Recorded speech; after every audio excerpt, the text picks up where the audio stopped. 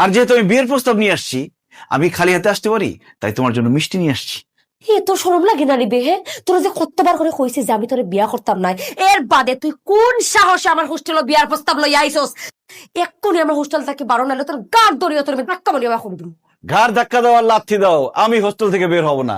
আজকে শুধু বিয়ের প্রস্তাব নিয়ে আসি নাই, তোমার জন্য একটা অফার নিয়ে আসছি। কি তা অফার? অফারটা হচ্ছে যৌতুক। ছেলেরা কি করে, মেয়ের বাবার কাছ থেকে যৌতুক নিয়ে বিয়ে করে, কিন্তু আমি উল্টা তোমাকে যৌতুক দিয়ে বিয়ে করতে চাই। 1 লাখ, 2 লাখ, 4 লাখ, 5 লাখ, 10 লাখ, 20 লাখ, 30 লাখ, কত টাকা লাগবে তোমার যৌতুক বলো, আমি তারপরে তোমাকে বিয়ে করতে চাই।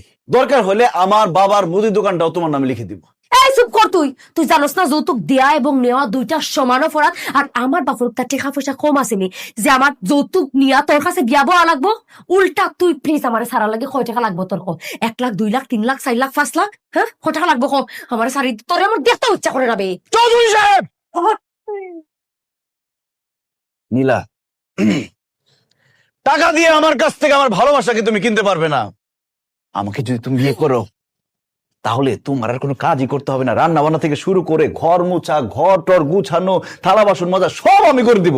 আর বিয়ের পর যে আমাদের বাচ্চা কাচ্চা হবে, তোমার কষ্ট করে লালন পালন করতে হবে না। আমি তাদের লালন পালন করব, তাদের ডাইপার চেঞ্জ করে দিব। আর যখন তুমি বুড়া হবা, তখন তো তোমার পান খাওয়ার অভ্যাস হবে। তোমার পানটাও বানায় খাইতে হবে না, আমি তোমাকে পান বানাই দিব। কারণ আমার দাদিকে দেখছি মিষ্টি জর্দা দিয়ে কিভাবে পান বানায়। এখন বলো, তুমি আমাকে বিয়ে করতে রাজি? আমার যদি বিয়া করতে ইচ্ছে হয়, আমি একটা জামাই পাওয়ার লাগে বিয়া করবো, খামের ফুয়া পাওয়ার লাগে বিয়া করতাম না। তুই যে কথাটি কইছস, এটা সপ্তাহ তো আমি একটা খামের ফুয়ারে দিয়েও করাইতে পারবো। দরকার পড়লে আমি টাকা দিয়ে খামের ফুয়া রাখবো, কিন্তু তারপরেও তোরে আমি বিয়া করতাম না। আহা নীলা, ভাইয়া যখন অত করিয়া তোরে বিয়া করতে চাইলো, তো তুই একটা পরীক্ষা লইলা। কি পরীক্ষা দিতে হবে বলেন? নীলাকে বিয়ে করার জন্য আমি অঙ্ক, বাংলা, ইংরেজি যে কোনো পরীক্ষা দিতে প্রস্তুত। আহা ভাইয়া, হনো হনো, তুমি মোর কথা হনো। তোমার কোনো বিষয়ের উপর পরীক্ষা দেওয়া লাগবে না, তোমার পরীক্ষা দেওয়া লাগবে রান্নার উপরে।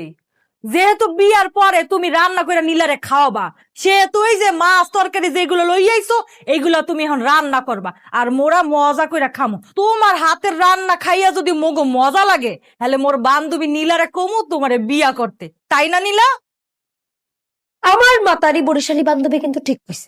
তুই যদি আমার রান্না করিয়া খাওয়াস, তোর রান্না যদি আমার বাড়া লাগে, তে আমি তোরে বিয়া করবার লাগে রাজি হয়ে যাই। ইউটিউব ইউটিউব দেখে দেখেই রান্নার ব্যবস্থা করতে হবে। তুমি দেখে নকল করায়? আরে আমি নকল করলাম কই? এই যে নকল করতেছেন, আপনি দেখকে রানবেন কি লিগা? আপনি বোঝেন না পরীক্ষা দিতে আইছেন? দেন মোবাইল দেন। আপনি দেখকে রান্না করা লাগবে না, আপনি যা পারবেন হেইয়েই রানবেন, আর মোরা হেইয়েই খাম। লা বান্ধবী, যা পারেন রান্ধেন।